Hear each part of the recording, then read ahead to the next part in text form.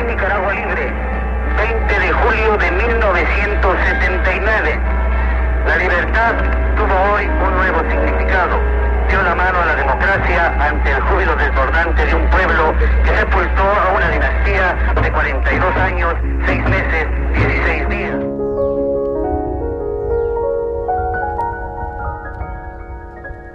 Nicaragua es un país en prosperidad.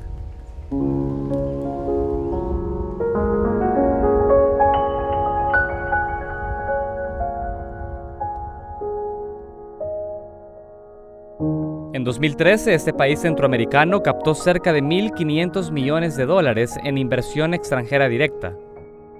Su crecimiento económico es pujante, y con él logró reducir su deuda externa en un 83% en los últimos 10 años.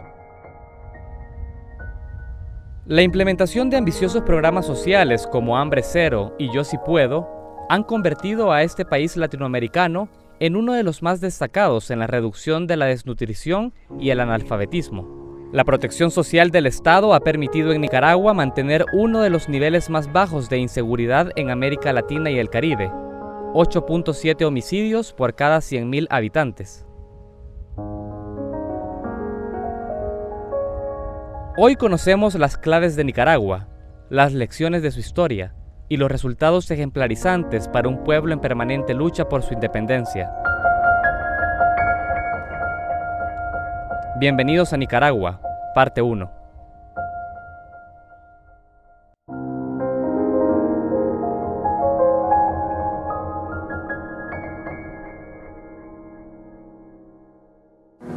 No me picaba, cielito lindo,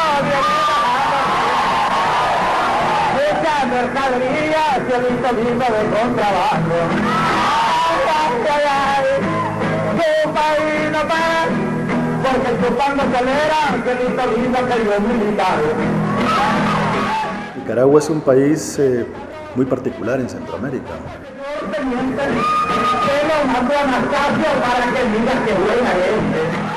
Es un país que estuvo ocupado en varias oportunidades durante el siglo XX, ocupado por fuerzas militares de los Estados Unidos de América.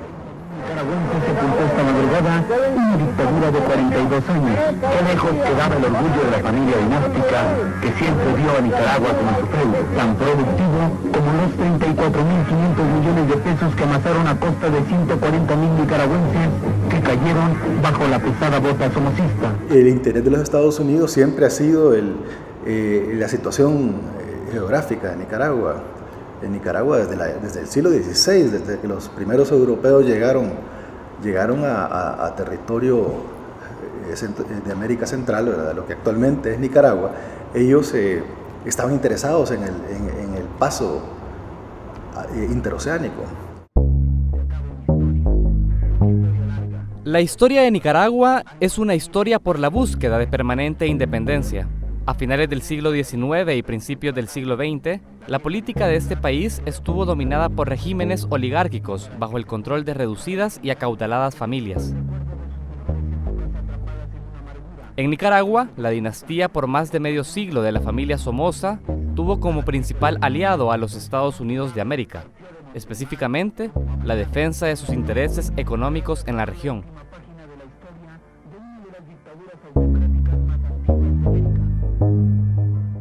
En 1854, Nicaragua sufrió la primera intervención de Estados Unidos, liderada por el filibustero William Walker, quien se proclamó presidente de la República imponiendo la esclavitud en el territorio.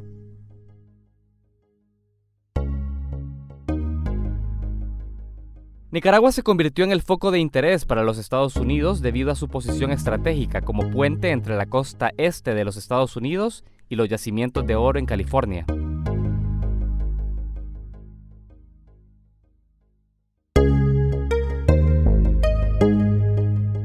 Walker fue expulsado después de una guerra de 3 años, pero desde su intervención fueron permanentes los intereses de Estados Unidos para construir un canal interoceánico a través de Nicaragua. En 1909, la injerencia estadounidense en Nicaragua logró deponer de su cargo al presidente liberal José Santos Zelaya e impuso un gobierno conservador liderado por Adolfo Díaz y Emiliano Chamorro. En 1912 se produce una segunda intervención de Estados Unidos a Nicaragua.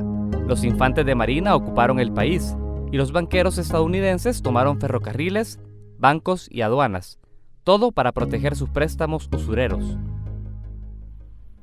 3 años más tarde, Emiliano Chamorro firmó en Washington el Tratado Chamorro-Bryan, que permitía a Estados Unidos construir el canal de Nicaragua por un risible costo de $3 millones.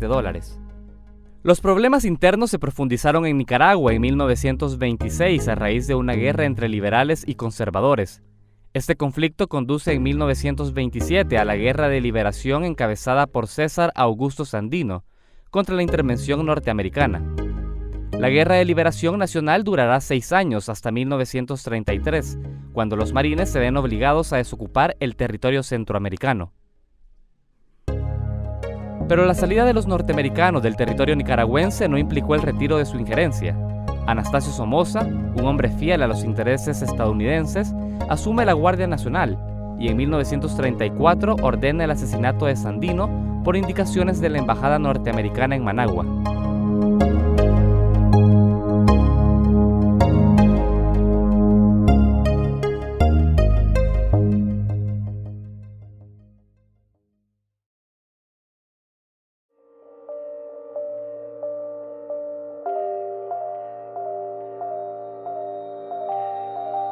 Sandino organiza un ejército que realmente son diferentes bandas liberales con sus respectivos jefes. Forman una alianza y se convierte en lo que se le llamó el Ejército Protector de la Soberanía Nacional de Nicaragua. Sandino fue conocido en todo el mundo, inclusive en China, en ese entonces en revolución. A una unidad militar china le llamaron General Augusto Sandino. O sea, Sandino es un personaje que se convierte probablemente en el iberoamericano más conocido de la época. Y hubo gente que acudió a su campamento Luz y Sombra, que estaba en las montañas segovianas, ¿verdad? La dictadura de Somoza fue 40 años. Esa fue una familia que durante 40 años formó una dictadura. Ellos fueron los que formaron la Guardia Nacional, que les apoyaron los Estados Unidos para armar esa Guardia Nacional. Y es una familia que no permitía que hubiera apertura, que hubiera participación política, que hubieran sindicatos. Había mucha corrupción. Ellos decidían y manejaban Nicaragua como una hacienda. Nicaragua ha tenido una ventaja que El Salvador no tiene. El Salvador es el único país de América Central que no tiene frontera agrícola. O sea, la frontera agrícola es esa línea imaginaria que divide la zona que es objeto de transformaciones a través del trabajo de la montaña virgen. Fue un negocio de mucha prosperidad. Los Somoza eran competidores desleales. O sea, a partir del control del Estado competían con los otros industriales en condiciones de ventaja. Y se comportaban más así como de un estilo gángster. Era una situación intolerable para muchos nicaragüenses, sobre todo para los jóvenes. Y constantemente hubo rebeliones en contra de Somoza, inclusive rebeliones al interior de la Guardia Nacional de Nicaragua.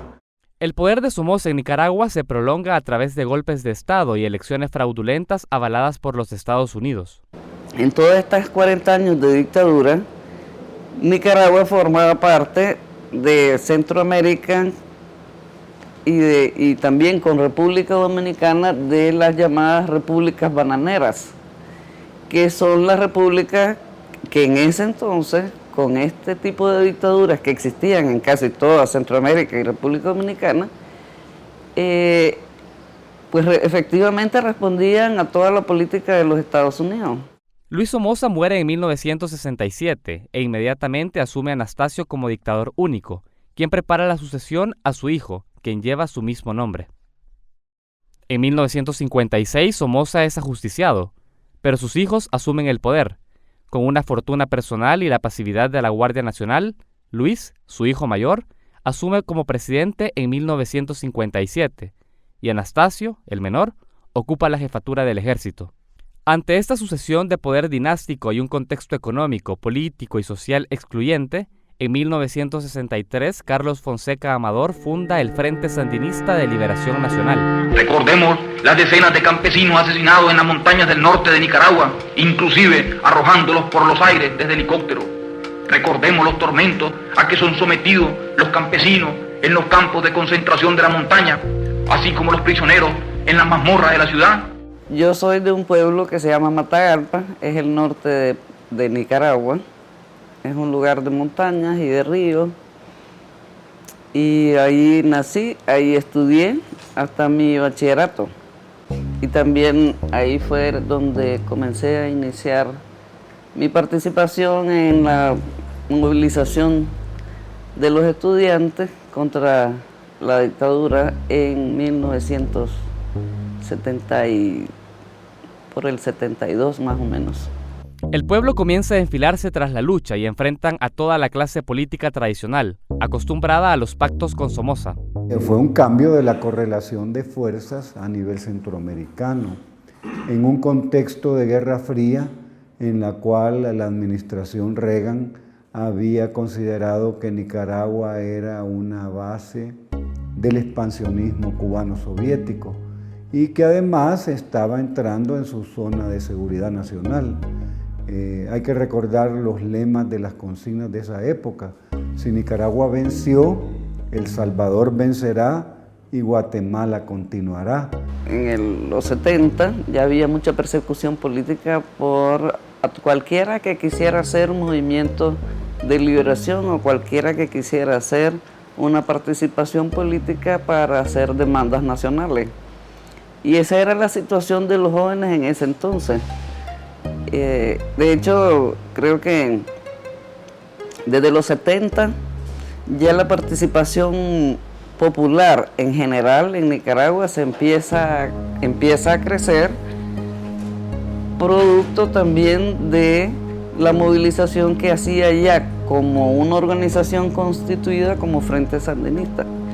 Y el Frente Sandinista empieza a constituir los movimientos sociales, el movimiento estudiantil de secundaria, el movimiento revolucionario en las universidades, y ya se comienza a sentir a partir de los 70 con mayor fuerza toda esta participación popular en pro de una lucha nacional de demandas de la población de mayor participación política. Que yo siento mucho que los guerrilleros tengan a la ciudadanía civil secuestrados a la fuerza. Así como secuestraron a la fuerza, así también han ejecutado a personas para infundir el terror en esa ciudadanía. Solo vayan y pregúntenle a la ciudadanía que ha sido prisionera de estos guerrilleros.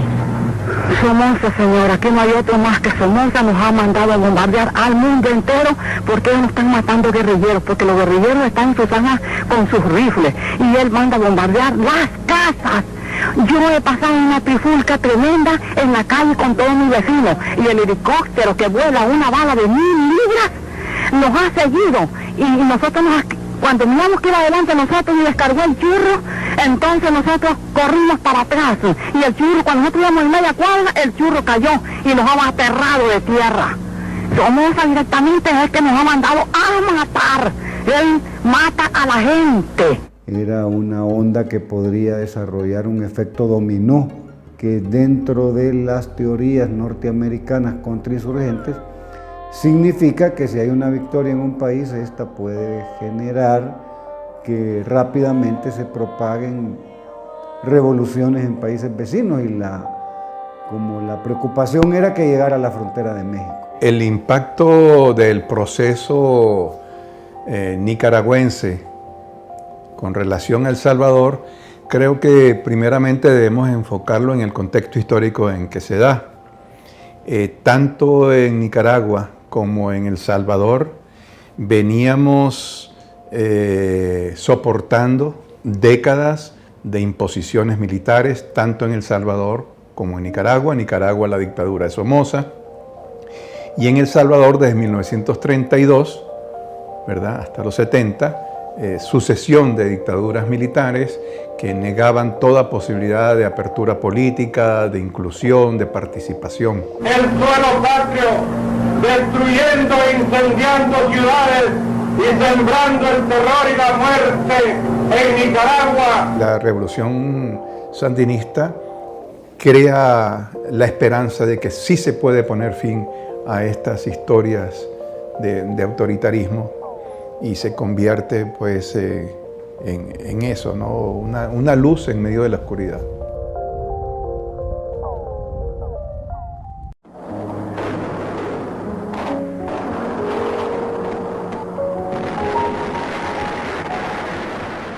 Después de 15 años de actividades guerrilleras, el Frente Sandinista logra en 1977 una ofensiva nacional contra la dictadura somocista. En octubre de 1977, los asaltos a los cuarteles de San Carlos y Masaya ponen al pueblo en pie de guerra. Al mundo le parecía una soberana locura que un pequeño ejército, pequeño, mal armado, campesino, se resistiera a una potencia como los Estados Unidos, que tenía todas las posibilidades del mundo y que veían como realmente que eso era una acción y una estrategia que no iba a dar resultados, lo cual fue totalmente falso.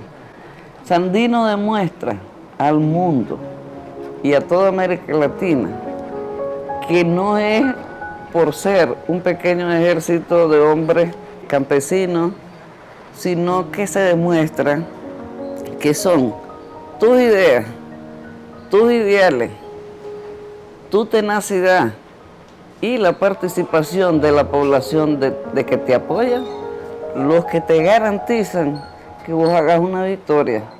En febrero de 1978, después del asesinato del periodista Pedro Joaquín Chamorro, la ofensiva sandinista se fortalece.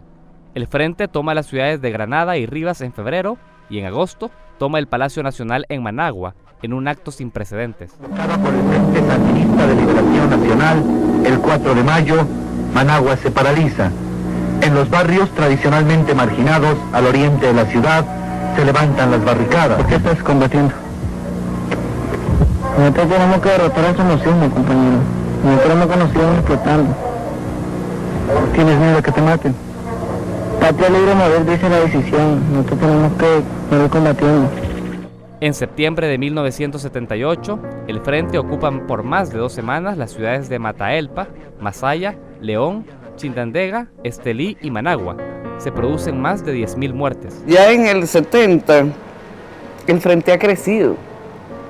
Nosotros tenemos ya una organización político-militar, existen columnas guerrilleras en la montaña, hay una vinculación de este accionar de la guerrilla con la población y también ya comienza mucho más la participación de los jóvenes y de la población. Todos nuestros hijos se han lanzado a una aventura de muerte porque los jóvenes han sido asesinados en las calles, torturados y les han quitado las suyas y todo por la odiosa guardia. Nadie quiere a la guardia aquí, nadie. Estamos dispuestos todos, hasta los niños, las mujeres, con machete como sea, para poder salir de esa tiranía, que son 45 años que tenemos de estar en esta tiranía terrible que nos están diezmando. Hasta llegar a una culminación que nosotros llamamos en esa etapa acumulación de fuerza. Esa acumulación de fuerza significa no solo contar con población, no solo haber convencido a la población, sino también que la formulación política del frente precisamente era: tenemos que liberar a Nicaragua de esta dictadura para hacer Nicaragua un país diferente. Y eso fue lo que nos lleva hasta el 79. 20 años después de la Revolución Cubana, América Latina transitaba una nueva gesta triunfante, esta vez encabezada por la guerrilla sandinista. El 19 de julio de 1979, en el centro de Managua, en este lugar conocido hoy como la Plaza de la Revolución, la vieja catedral y el Palacio Nacional se convirtieron en testigos mudos que hoy en día resguardan la histórica lucha del pueblo nicaragüense. 20 de julio de 1979, la libertad tuvo hoy un nuevo significado. Dio la mano a la democracia